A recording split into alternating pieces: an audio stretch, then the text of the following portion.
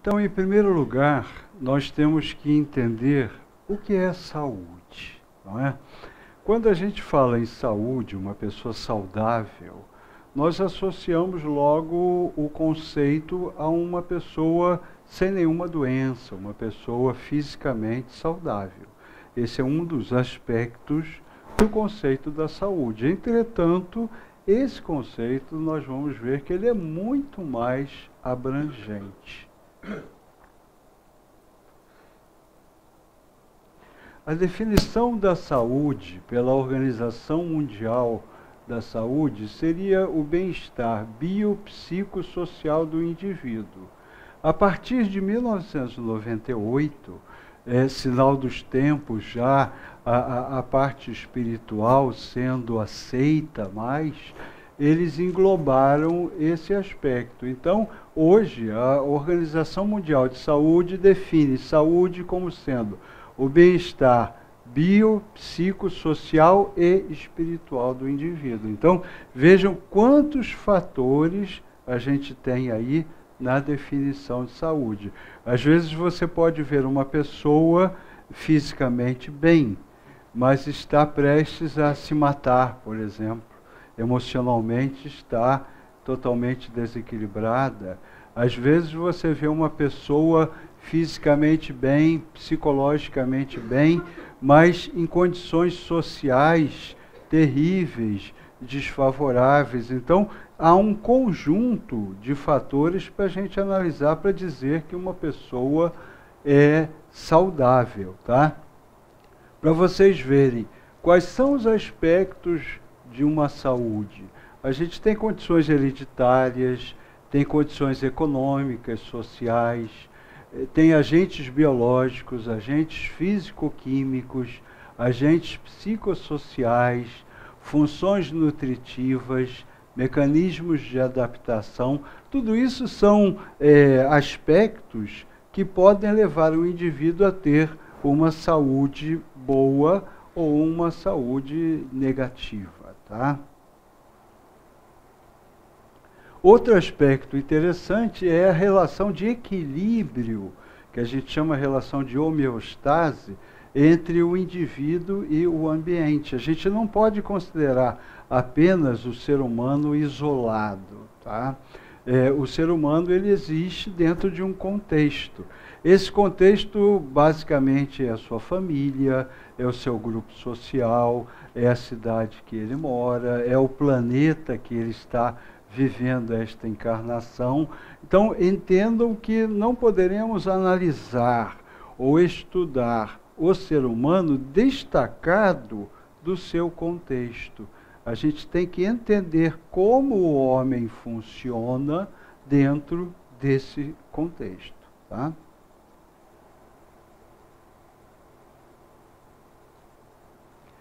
Uma pesquisa feita na Universidade de Stanford revelou dados interessantes, porque a gente fala de saúde, vem logo a parte física, pensa logo em médico, remédio, plano de saúde, essas coisas todas, mas eles verificaram que a importância da assistência médica é esse azul ali, olha. É o azul mais, esse aqui, ó. 10%, tá? Fatores genéticos, 17%. Fatores ligados ao meio ambiente, 20%. E fatores ligados ao estilo de vida da pessoa, 53%. Então vejam, isso foi uma pesquisa feita por uma universidade conceituada, no meio científico, que revelou os fatores que aumentam a longevidade nos países industrializados. Então, diferentemente do que a gente pensa, não é mais importante o médico, o remédio, mas o estilo de vida da pessoa. E isso, a própria medicina alopática, hoje, já está começando a perceber. Por quê? Os médicos, principalmente os cardiologistas, já recomendam às pessoas, olha, você precisa fazer uma caminhada, exercícios físicos, você tem que se alimentar de forma adequada, você tem que evitar o máximo possível de se estressar. Tudo isso são fatores que até um tempo atrás não eram muito levados em conta pela medicina alopática. A medicina homeopática, a medicina integral, ela sempre levou em conta esses aspectos, mas hoje a parte médica já está aceitando mais isso. Então, algumas verdades vão penetrando no meio acadêmico e vão clareando a visão dos cientistas e dos médicos. Então, percebam, não vamos associar apenas a parte de medicina, a parte dos remédios, vamos ver a parte do estilo de vida. Qual é o nosso estilo de vida? Como nós vivemos? Isso importa muito.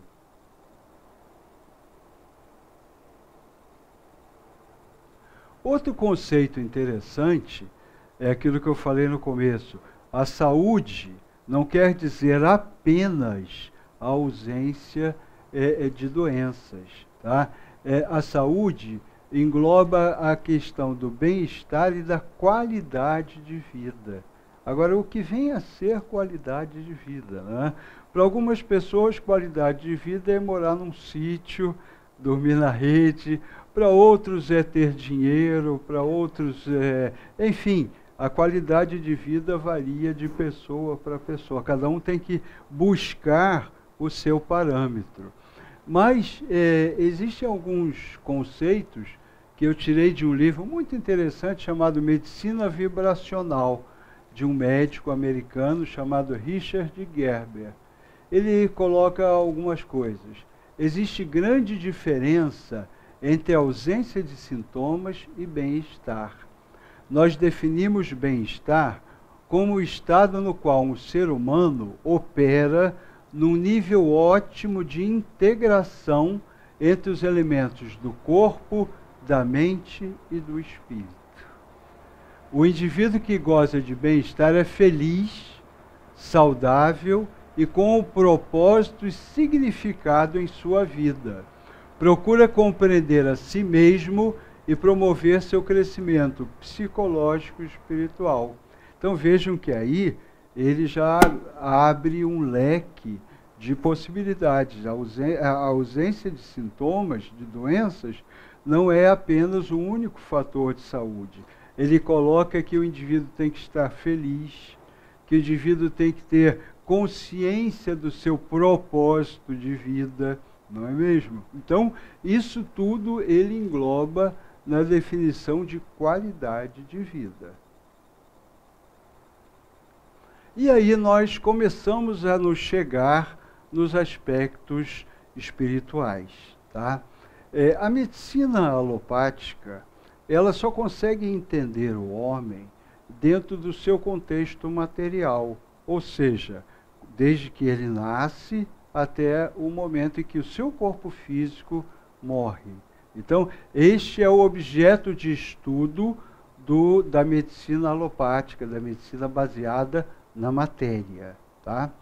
Já a medicina integral, que vai tratar da saúde integral, ela abrange os outros aspectos do ser humano. E nós temos basicamente 4 aspectos a ser considerados aí. É como se fossem os 4 pés de uma cadeira. Nós temos aspectos físicos, porque somos espíritos aprisionados num corpo físico. Temos aspectos emocionais, aspectos energéticos e aspectos espirituais. Então, o médico que tem esta visão, ele vai fazer todo um estudo, uma pesquisa sobre esses 4 aspectos. Porque não adianta, tudo bem, o indivíduo está com uma úlcera de estômago, tá? Há uma lesão aqui na sua parte física. Entretanto, como está o seu emocional? Como está a sua energia?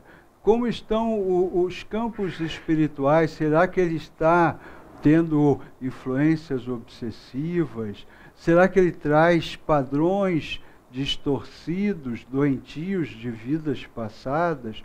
Tudo isso tem que ser levado em conta dentro de uma anamnese holística, dentro de uma abordagem que entenda o ser humano nessa forma multifatorial, tá?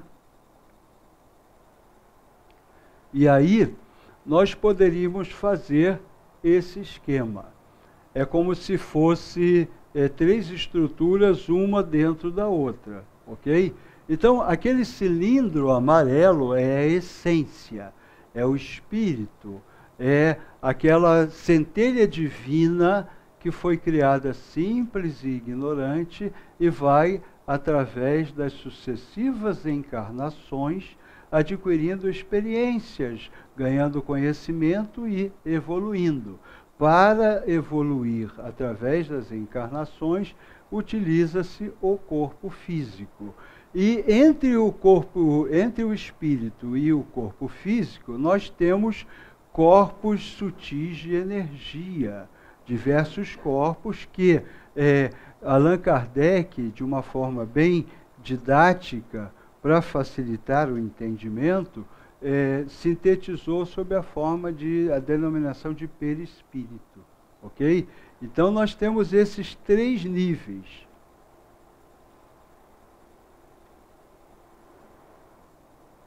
Não era esse. Esses três níveis, eles funcionam de uma forma integrada, ou seja, o espírito traz, ao nascer, todo um padrão, todo um arquivo que representa as suas experiências anteriores, de vidas passadas. Esse arquivo é composto de experiências bem-sucedidas para o bem e experiências negativas. Todos nós somos dessa forma, porque somos espíritos na linha mediana de evolução, não é? Temos já alguns aspectos positivos e temos outros tantos ainda a reconsiderar, a refletir, a consertar, vamos dizer. Então, quando nós reencarnamos, nós aproveitamos o material genético de nossos pais e formamos um novo corpo físico, baseado nesse material genético e nos padrões que nós trazemos no nosso espírito. E aí podemos nascer com um determinado corpo que poderá ter uma saúde física perfeita ou poderá ter predisposições a essa ou aquela doença de acordo com esta dinâmica. Tá? O que eu quero dizer é que o espírito influencia o físico através da energia. E, por sua vez, é influenciado também no nível físico. Como o espírito pode ser influenciado pelo nível físico? Imaginem vocês que, de repente, você quebra a perna e tem que ficar 3 meses com a perna levantada, lá deitado. Aí você pensa, puxa, vai ser até bom, né? Vou pegar uns livros para ler, vou parar de trabalhar, vou descansar. Você está feliz até, né? Aí você começa, a primeira semana você lê tudo quanto é livro. Na segunda semana você já está sem paciência.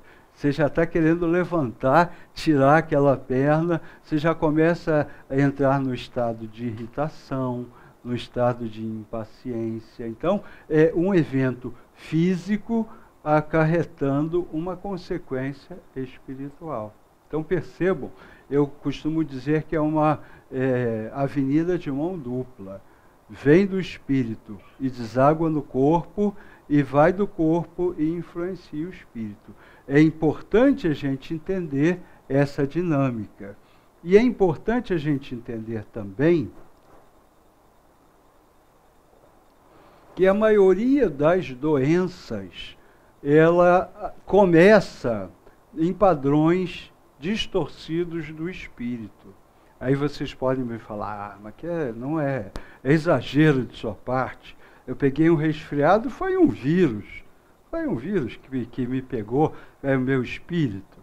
É, porque já existem estudos, existe uma área nova na medicina que chama psiconeuroimunologia, que é um estudo que une as áreas psíquicas, neurológicas e imunológicas. E eles estão percebendo que o nosso estado de humor influencia em muito o nosso sistema imunológico. Tá? Isso fizeram experiências nos Estados Unidos. Eles pegaram uma turma de estudantes e fizeram a seguinte experiência. Analisaram, mediram a quantidade de células de defesa daqueles indivíduos e viram que estava numa faixa X. E depois colocaram aquelas pessoas para assistir um filme de terror, aqueles bem brabos, né? Logo depois, mediram novamente essas células e verificaram que elas haviam abaixado, na grande maioria dos participantes do estudo. Depois, um outro dia, mediram novamente e botaram um filme do Gordo Magro, que todo mundo riu, e depois mediram, as células de defesa haviam aumentado. Então, um simples filme, para um lado ou para o outro, pode influenciar.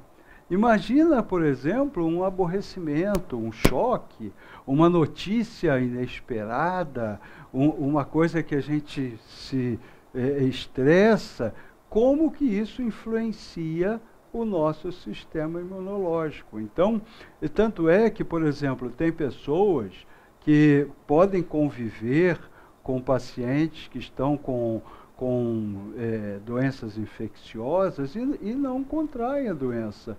Tá? E outros, se passar alguém lá na esquina com um problema, ele vai pegar, porque há uma maior suscetibilidade. E essa suscetibilidade deriva de diversos fatores, mas principalmente esse estado de ser do indivíduo. Tá? Outro aspecto interessante é que nós vivemos numa época em que tudo precisa ser instantâneo. A gente não tem paciência para nada. Reparem que a gente não tem paciência para nada. O sofrimento, o nível de ansiedade, ele é até, um nível certo de ansiedade é até positivo. Por quê? Faz a gente sair do lugar, é aquela coisa que fica cutucando para você mudar um padrão, para você criar uma coisa diferente, para você sair daquela acomodação, daquela zona de conforto. Mas o ser humano de hoje, ele não tem a mínima capacidade de aguentar um tantinho assim de ansiedade. Ele já recorre ao Rivotril, ao Lexotan, a essas drogas que, numa visão capitalista, são insufladas pela indústria farmacêutica e as pessoas não querem ter trabalho. Tá? Chega no médico, paga a consulta, olha, estou te pagando, resolve meu problema. E entende que resolver o problema é prescrever um comprimido, tomar e ele sai ótimo da vida. Não é assim que as coisas funcionam, porque vocês veem que há uma complexidade. Na medicina baseada nesta visão holística, o sentido de cura, de reequilíbrio, depende muito da participação do paciente. Porque em algum momento da jornada dele, ele ficou doente. E ele que vai ter que recuperar a sua saúde. Mais ou menos, é como se fosse assim, na visão mecânica, na visão tradicional, na visão materialista, é como se eu fosse o meu carro fosse um carro, o meu corpo fosse um carro, aí eu vou na oficina e falo para o mecânico, olha, vou deixar o meu carro aqui, Aí você regula a embreagem, troca o farol, faz isso, faz aquilo, às 6 horas eu venho pegar. Eu delego, eu dou para outro o poder e a responsabilidade dele resolver um problema do meu corpo. E não quero nem saber. Na medicina holística, na medicina integral, é diferente. Por quê? Você tem a responsabilidade. O médico, o psicólogo, o terapeuta, ele não vai curar ninguém. Quem se cura é o próprio doente, porque ele, em algum momento da sua jornada, ele se desviou do caminho que ele deveria seguir, do caminho cósmico do bem, do equilíbrio. E a partir desse desvio, ele inicia o seu processo de adoecer.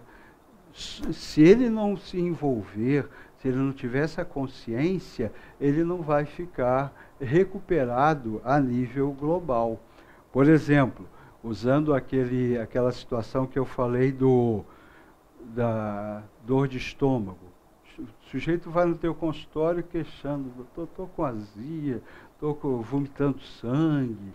Você vai lá, pede uma endoscopia e diagnostica uma úlcera lá em franca atividade. Tá? Aí o que você tem que fazer? Você não vai fazer psicoterapia nele, porque ele vai morrer antes.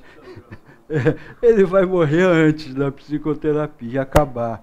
Você vai ter que dar um remédio para ele, ou até encaminhá-lo a uma cirurgia. Então, entenda que tudo tem o seu lugar, tudo é válido. Todas as ferramentas são válidas, desde que empregadas na dose certa e no momento apropriado. Então, esse indivíduo vai, vamos dizer que ele se submeta a uma cirurgia lá, tirou a úlcera, fisicamente ficou 0 quilômetros, mas ele continua com padrões equivocados. Por exemplo, ele continua um sujeito muito preocupado, um sujeito muito desconfiado. Então, ele é desconfiado, não é o estômago dele. Ou vocês já viram um fígado medroso? Alguém já viu um fígado medroso? Um rim ciumento? Não são os órgãos que têm os sentimentos, é a essência, é o espírito, tá? Então, se ele não muda esse padrão de preocupação, de desconfiança, o que vai acontecer depois de um tempo?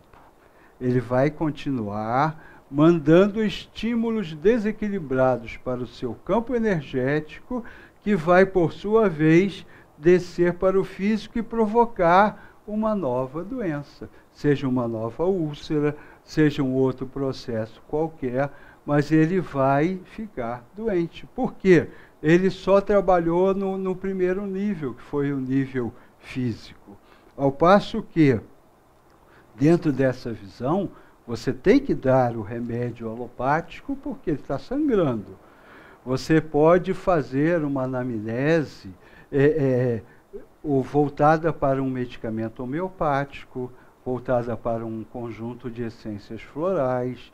Você vai estar atuando no nível energético. E você pode fazer uma psicoterapia nesse indivíduo para que ele modifique os seus padrões. E pode também encaminhá-lo ao centro espírita para que ele tome um passe, para que ele entenda esta dinâmica, para que ele, de repente, trate algum processo espiritual que possa ter.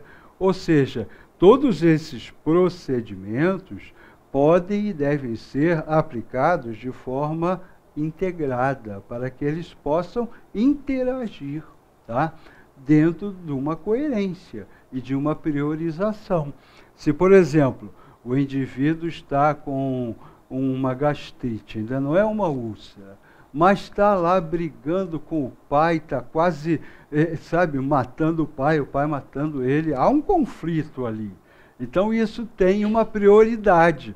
Você vai tratar a gastrite? Vai, mas você vai dar mais ênfase à necessidade, à urgência dele cuidar da relação dele com o pai.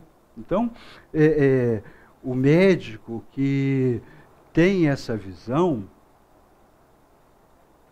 ele precisa desenvolver a capacidade intuitiva de perceber e fazer uma priorização dos procedimentos. Mas todos esses procedimentos devem ser acionados para que o indivíduo adquira a saúde total, tá?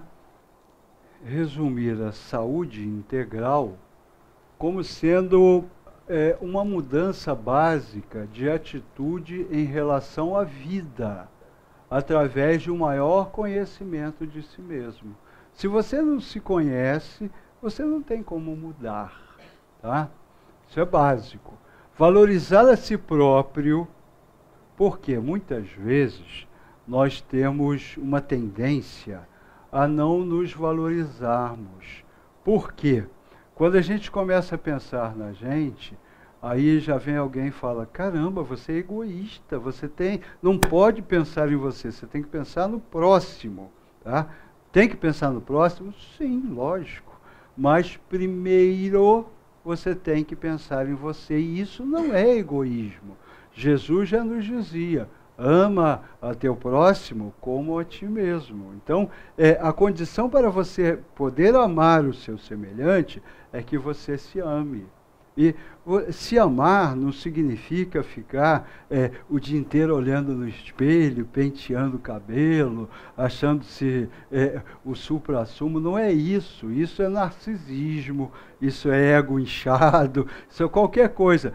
Amar a si mesmo significa respeitar-se naquilo que você entende como as tuas verdades pessoais. Muitos pacientes meus de terapia que chegam ao consultório, eles falam isso, olha, doutor, sabe o que acontece? Eu a vida inteira cuidei dos meus irmãos, fiz tudo para o meu pai, isso, e aí eu pergunto, e para você, o que você fez? Não fez nada, não teve tempo. Então, eu costumo dizer assim, tire um tempinho da sua vida para você olhar para você, tá? Pega o dia que você fez aniversário, tá? E faz daquele dia um dia de comemoração todo mês, sabe? Não vai trabalhar, vai para um restaurante, entra numa loja, compra um livro que você está querendo, compra um sapato novo, se faz um agrado, tá? Porque isso é fundamental. Você tem que fazer isso. Se você não fizer isso, você não vai estar pleno com você. Se você não estiver pleno com você, você não vai estar pleno com ninguém. Essa é a realidade, tá? Respeitar o semelhante, cuidar da terra com carinho e descobrir Deus no templo do coração. São as consequências naturais daquele que resolveu despertar para o verdadeiro significado da vida. Então, isto seria o conceito de saúde integral dentro de uma visão do homem biológico, psicológico e espiritual, que nós somos. Porque muitas vezes, no correr da vida moderna, nós nos esquecemos dessa realidade. Nós nos esquecemos de que nós somos espíritos, essa é a primeira condição, e que estamos temporariamente num corpo físico, que vai durar 70, 80, 90 anos, e depois vai acabar porque é de matéria, e vai voltar para a matéria para ser reciclado, tá? Agora, o que acontece na nossa sociedade? Nós invertemos essas prioridades. Hoje, pela sociedade consumista, pela sociedade materialista, nós somos levados a um processo de priorizar as coisas materiais, esquecendo das coisas do espírito.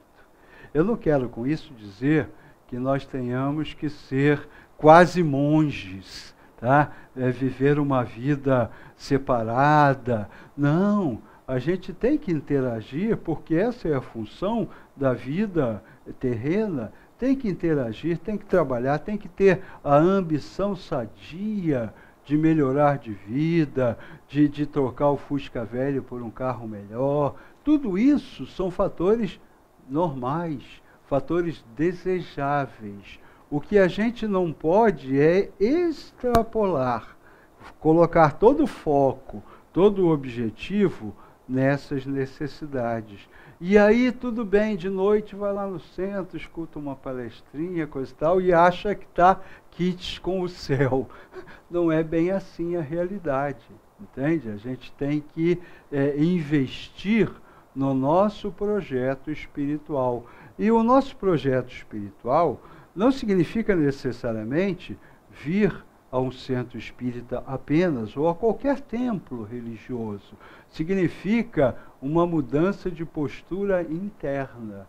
Porque muitas vezes estamos cansados de conhecer pessoas que são frequentadoras assíduas de qualquer religião e, na realidade, são seres humanos imperfeitos, difíceis, complicados, e conhecemos também pessoas que nunca entraram num templo qualquer e são verdadeiras pessoas de bondade, de amor. Então, não é a frequência a uma casa qualquer de religião que vai determinar o teu grau de espiritualidade. Nós não precisamos de religiões, nós precisamos de religiosidade, de espiritualidade. Isso você não compra no supermercado, não aprende aqui apenas, você tem que desenvolver dentro de você. Esse é o processo, esse é o verdadeiro objetivo de cada um de nós, é procurar isso, daí porque o conhece a ti mesmo, daí porque a importância da gente se conhecer e, de repente, a partir desse conhecimento, ir aos poucos arrumando a nossa casa interna, tá? Porque, na realidade, nós já somos perfeitos. Você sabia que você já é perfeita? Hã? Por que nós somos perfeitos? Nós somos perfeitos pela nossa origem. Todos nós viemos de Deus. Deus é a perfeição absoluta. Então, nós trazemos a perfeição dentro de nós. Tá? Agora, isto não quer dizer que essa perfeição esteja aberta em toda a sua plenitude. É como se eu mostrasse aqui para vocês um caroço de abacate e perguntasse, o que é isso aqui? Vocês iam responder, isto é um caroço de abacate. Aí eu ia falar para você, não, isto é um abacateiro. Está errado? Não, não está errado. Só que o caroço de abacate é um abacateiro em potencial. É algo que precisa vir a ser. Então, nós somos perfeitos, mas precisamos deixar a nossa perfeição se tornar plena. E esse trabalho é no atrito com a matéria, nos relacionamentos, vencendo os problemas, as adversidades, as doenças, enfim, trabalhando, suando a camisa, é que nós vamos crescer. Porque não há um crescimento sem um nível de esforço, sem um nível de vontade, sem um nível até de sacrifício. Para crescer, é necessário que haja tudo isso.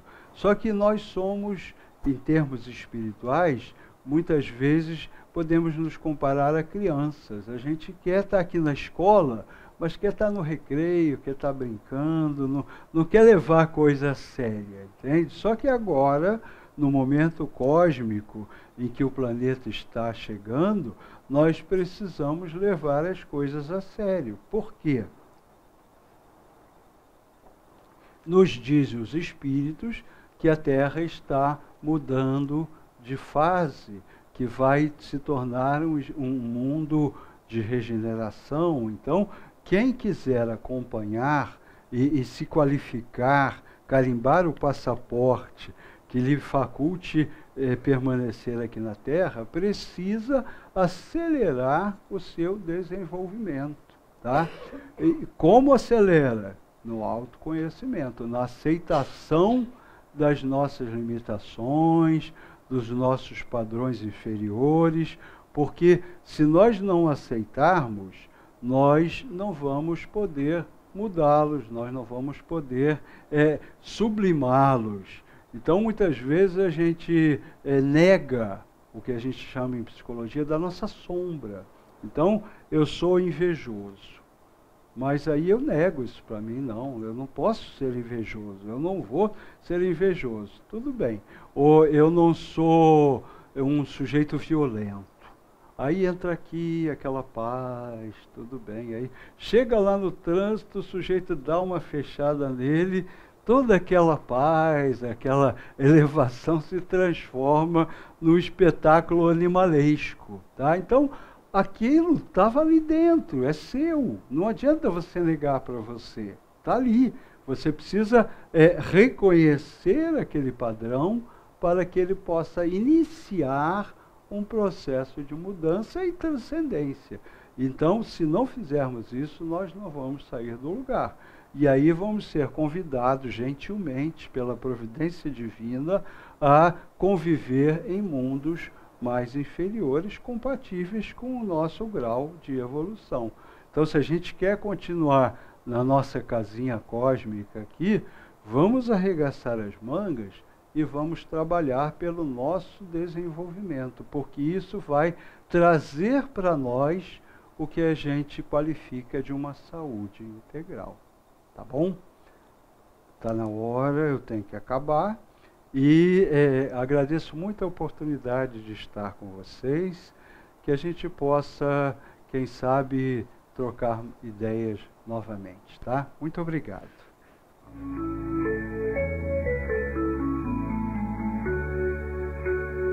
Quantas enfermidades, pomposamente batizadas pela ciência médica, não passam de estados vibracionais da mente em desequilíbrio? Isto quem nos fala é Emmanuel. No trato com as nossas doenças, além dos cuidados médicos indispensáveis à nossa cura, não nos esqueçamos também de que quase sempre a origem de toda enfermidade principia nos recessos do espírito. A doença, quando se manifesta no corpo físico, já está em sua fase conclusiva, em seu ciclo derradeiro. Ela teve início há muito tempo, provavelmente naqueles períodos em que nos descontrolamos emocionalmente, contagiados que fomos por diversos vírus potentes e conhecidos, como a raiva, o medo, a tristeza, a inveja, a mágoa, o ódio e a culpa. Como a doença vem de dentro para fora, isto é, do espírito para a matéria, o encontro da cura também dependerá da renovação interior do enfermo. Não basta uma simples pintura quando a parede apresenta trincas. Renovar-se é o processo de consertar nossas rachaduras internas, é escolher novas respostas para velhas questões até hoje não resolvidas. O momento da doença é o momento do enfrentamento de nós próprios. É o momento de tirarmos o lixo que jogamos debaixo do tapete. É o ensejo de encararmos nossas paredes rachadas. O Evangelho nos propõe tapar as trincas com a argamassa do amor e do perdão. Nada de martírios e culpas pelo tempo em que deixamos a casa descuidada. O momento pede responsabilidade de não mais se viver de forma tão desequilibrada. Quem ama e perdoa, vive em paz. Vive sem conflitos, vive sem culpa. Quando atingirmos esse patamar de harmonia interior, nossa mente vibra nas melhores frequências do equilíbrio e da felicidade, fazendo com que a saúde do espírito se derrame por todo o corpo. Vamos começar agora mesmo o nosso tratamento? Esta é a pergunta que eu deixo para vocês, ok? Agora acabou.